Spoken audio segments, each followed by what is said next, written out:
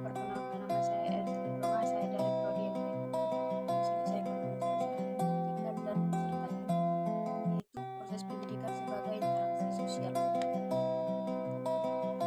Interaksi edukatif akan berlangsung bila ada pendidikan dan peserta didik di dalamnya. Karena pendidikan tidak akan ada menjelaskan pendidik dan peserta didik. Proses pendidikan berlangsung sebagai interaksi sosial. Interaksi edukatif akan berlangsung bila ada pendidik dan peserta didik di dalamnya. Karena pendidikan tidak akan ada peserta didik saling berkaitan. Karena pendidikan dan peserta didik saling berkaitan.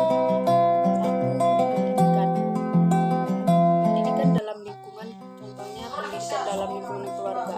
Pendidikan dalam lingkungan keluarga adalah individu atau sekelompok individu yang berkedudukan sebagai orang tua atau saudara dari peserta didik, khususnya ayah dan ibu.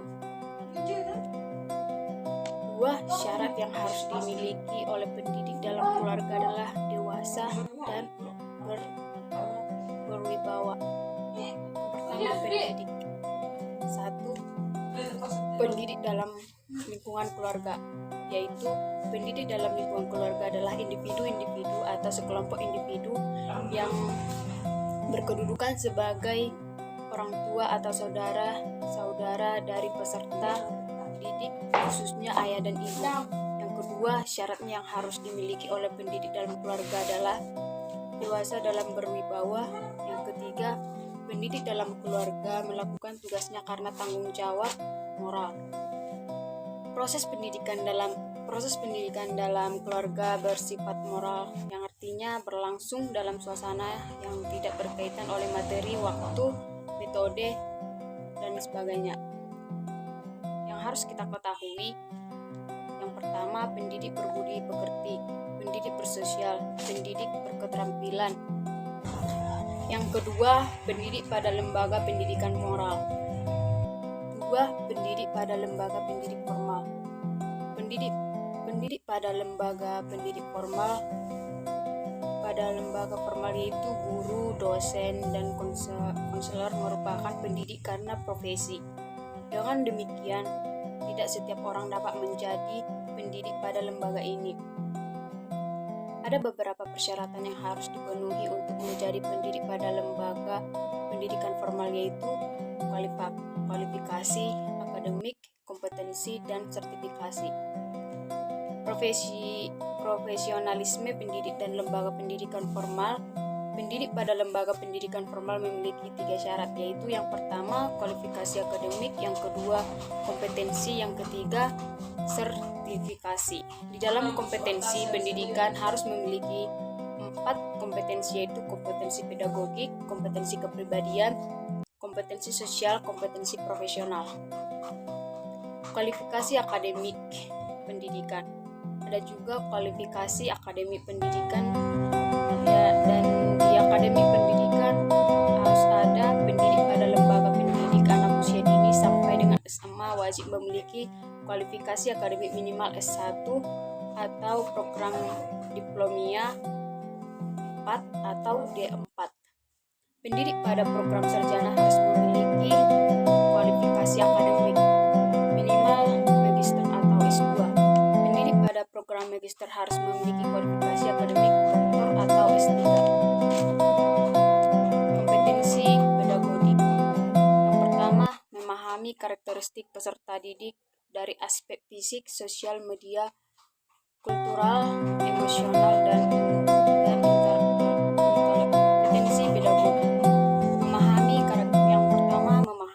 karakteristik peserta didik dari aspek fisik, sosial, moral, kultural, emosional, dan intelektual. Yang kedua, memahami latar belakang keluarga dan masyarakat peserta didik dan kebutuhan belajar dalam konteks kebinekaan budaya. Yang ketiga, memahami gaya dan kesulitan belajar peserta didik. Yang keempat, memfasilitasi memahami pengembangan potensi peserta didik. Yang kelima, menguasai teori dan prinsip belajar serta pembelajaran yang mendidik. Yang keenam, mengembangkan kurikulum yang mendorong keterlibatan peserta didik dalam pembelajaran. Yang ketujuh, merancang pembelajaran yang mendidik. Yang kedelapan, melaksanakan pembelajaran yang mendidik. Yang kesembilan, mengevaluasi proses dan hasil pembelajaran. Ada juga kompetensi kepribadian, yaitu kita harus menampilkan diri sebagai pribadi yang mantap, stabil, dewasa, arif, dan berwirawibawa. Yang berikutnya, menampilkan diri sebagai pribadi yang berakhlak mulia dan sebagai teladan bagi peserta didik dan masyarakat. Yang ketiga, mengevaluasi kinerja sendiri. Yang keempat, mengembangkan diri secara berkelanjutan. Ada juga kompetensi sosial, yaitu kita harus berkomunikasi secara efektif dan empati dengan peserta didik dan pihak-pihak yang berkaitan. Yang kedua, berkontribusi terhadap pengembangan pendidikan yang berpendidikan di sekolah masyarakat.